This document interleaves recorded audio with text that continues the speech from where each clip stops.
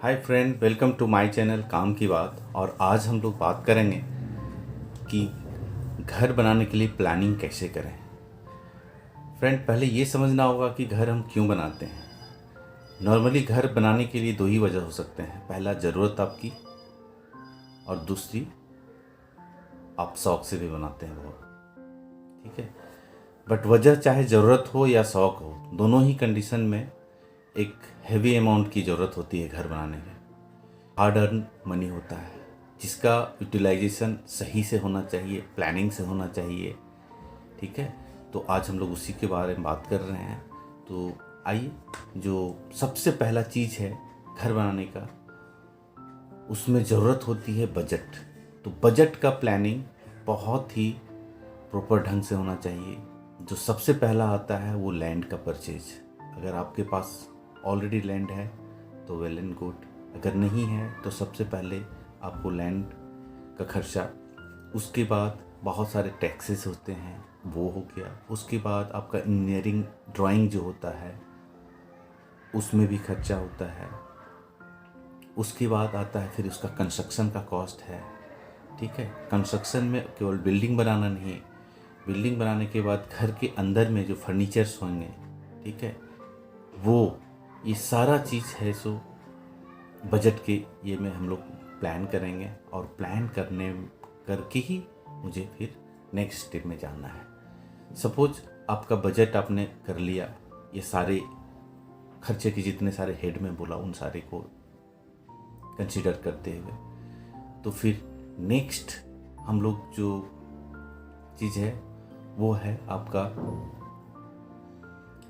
Architectural drawing. तो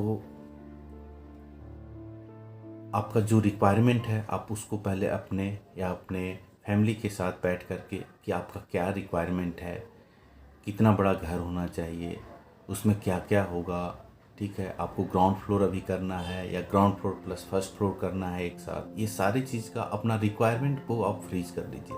उसके बाद आप एक आर्किटेक्ट को हायर कीजिए, उनसे कंसल्ट कीजिए और अपना रिक्वायरमेंट को उनको बताइए।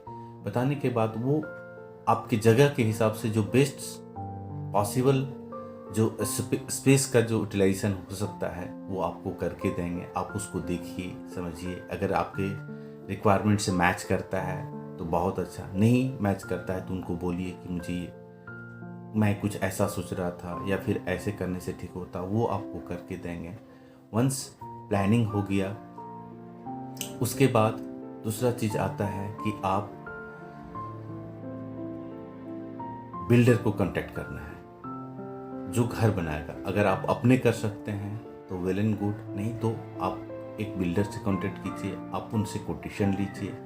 ज़रूरत पड़े तो दूसरे बिल्डर से भी कांटेक्ट कीजिए और अपने रिक्वायरमेंट के हिसाब से, जो आपके आर्किटेक्चुरल ड्राइंग है उसके हिसाब से उनसे कॉस्ट का सारा एस्टिमेट लीजिए। और 2-3 से बात करने के बाद जो आपको आपके रिक्वायरमेंट के हिसाब से जो सही बैठता है, फिट बैठता है, आप उनके साथ आगे डील है सो आगे ले जाइए। और जब आप किसी बिल्डर या कॉन्ट्रैक्टर से आप जब बात करते हैं तो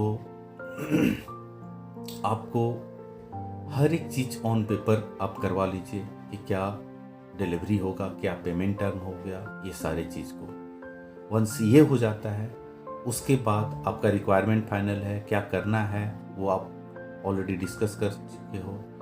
तो फिर जब आपका एक्चुअल कंस्ट्रक्शन जब चालू हो जाता है, उसमें आप कोशिश कीजिए वीकली 15 डेज में वहाँ पर विजिट करें। कंस्ट्रक्शन का ओवरऑल क्या प्रोग्रेस हो रहा है उस चीज़ को ही देखें। किसी बिल्डर ने जो आपको कोटेशन दिया है या फिर आपका जो एग्रीमेंट साइन हुआ है, उस एग्रीमेंट के हिसाब से मटेरियल वहाँ पर आ रहा है, लग रहा है, वैसा काम हो रहा है या नहीं हो रहा है, उसका सुपरविजन कीजिए। अगर आपके पास है टाइम तो, नहीं तो आप कोई थर्ड पार्टी को भी आप हायर कर सकते हैं सुपरविजन के लिए, जो आपकी तरफ से सारे आपके एग्रीमेंट के हिसाब से उस चीज़ों को सुपरवाइज करके आपको बताए। तो ये कुछ पॉइंट्स हैं जो कि हम लोग को ध्यान में रखना चाहिए जब आप घर बनाते हैं और उसका कंस्ट्रक्शन के लिए आगे बढ़ते हैं। तो आज का वीडियो बस इतना है। Thank you very much. फिर अगले वीडियो में किसी और टॉपिक पर हम लोग बात करेंगे। फिर फिलहाल के लिए नमस्कार, जय हिंद।